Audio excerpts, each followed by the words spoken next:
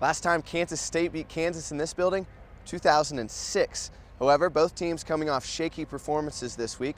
TCU gave Kansas a scare, and West Virginia beat Kansas State in Manhattan. So Bill Self knows his team needs full energy if they're going to have a strong performance on Saturday in the Sunflower Showdown. On a racetrack where the bumps and curves are designed to separate the competitors, Heartland BMX is a place where the Wonder family comes together. Blue Bloods with Young Studs. That's the matchup tomorrow night as Kansas and Kentucky, the two winningest basketball programs in NCAA history, will clash in the Champions Classic in Indianapolis. The 6-1 Jayhawks will be looking up to their opponents tonight as they clash with a supersized Georgetown team. The Jayhawks lost 82-85 in overtime last season in Manhattan, so the Wildcats actually own a one-game winning streak in the series. However, the Jayhawks have won 48 out of the last 52 contests. Tip-off tomorrow at 1 p.m.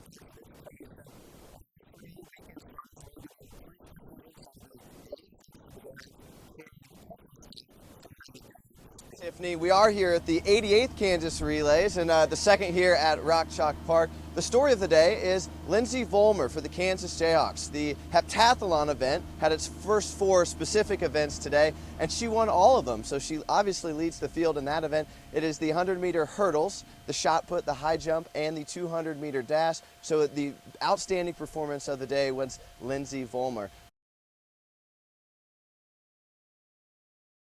The Shrine Bowl showcases exceptional talent from across Kansas, but these All-Stars have always played with a purpose. The annual football game has raised $2.5 million towards Shriners Hospitals for Children charity since its inception. On to the game now. In the first quarter, a miscue on the punt. Dylan Kruger for the east side fell on it to play it safe. West up 5-0. Minutes later, Silver Lake's Kruger redeemed himself. What a pass. And what a catch, James Newton. And now look, what a run, 95 yards. It's the longest touchdown catch in Shrine Bowl history, 6-5 East.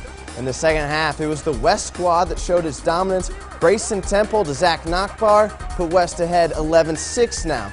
And the duo would connect again at the end of the third quarter. It's a comeback win for Team West. Final score 21-6.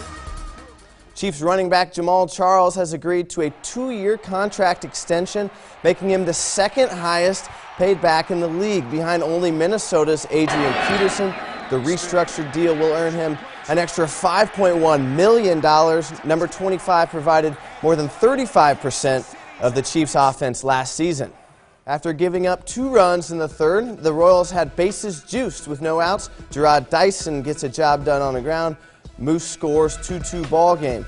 With 2 outs now, still tied, Omar Infante at the plate, and he's super clutch. It's an RBI knock to left, 2-run score. Kane and Escobar, 4-2 boys in blue.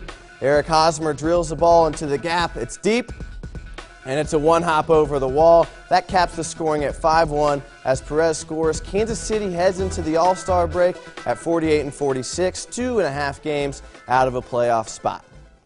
When Kansas guard Wayne Selden announced he was coming back to Lawrence for his sophomore year, he knew that it came with an increased leadership role. He says it starts with a few lessons learned from last season. Sporting KC has been quite a menace on the road this season, winners of 3 straight away matches. The club looks to take a franchise record 4th consecutive win in an opponent's park. Sporting in Columbus, Ohio, taking on the Crew. 42nd minute, Benny Fellhaber finds the noggin of C.J. Sapong. It's Sapong's first goal of the year, and he's plenty relieved to have found the back of the net.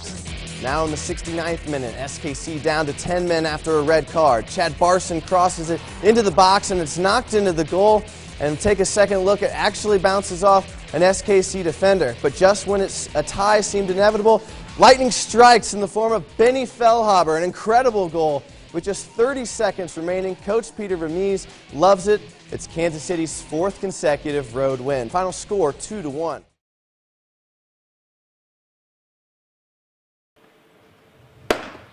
The first pitch for sophomore pitcher Stephen Vielines was a little different. You could call it a changeup from last season. A little bit of a velocity change going up, and same with some of the other guys. And just talking with the other pitchers and how they like it, they like the different movement they're getting from the different balls. A new flat seam baseball without iron filings in the seams is being used in college this year. The 2-seam fastball, I noticed a little more of a tail which is just with the bullpens, you'll get the movement and get familiar with it. But then also with the changeup, it's a little bit more depth in it. The change was made to inject more offensive production into the game. I still feel like it'd be a hitter's advantage, if marginally, but definitely an advantage.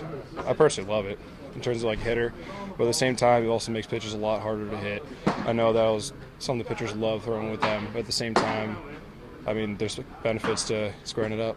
So we talked with Shane Jackson, voice of the baseball Jayhawks, about the new Pearl and how it will affect the team. I mean, you can definitely tell the difference by holding these baseballs. If you held one last year, I mean, these baseballs are a lot lighter and they really will take off. I mean, this team is offensively driven, so having a new ball that takes off and really benefits offense, I think is crucial for this team if they're going to make a run, especially in a Big 12 that has 4 top-heavy teams. But just one series into the season, the trial of the new baseball has just left the batter's box.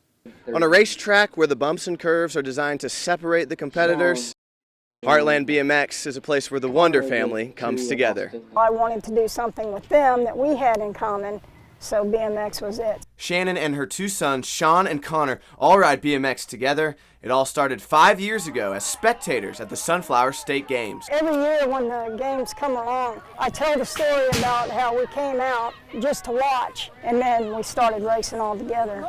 Of course, each has their own motivation. Some enjoy BMX in the family garage, especially when we're working on bikes and we work on them together, and I teach the boys what needs to be done, oiling the chain, tightening the chain. And others, not as much.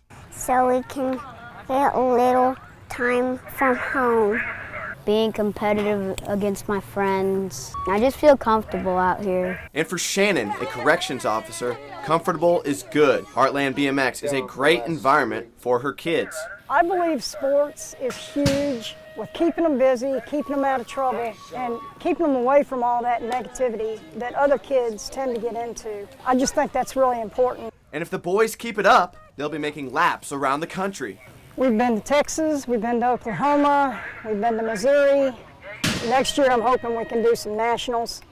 And my long-term goal is to become pro. We hope you do, Sean. From Heartland BMX, I'm Jackson Long, 13 Sports.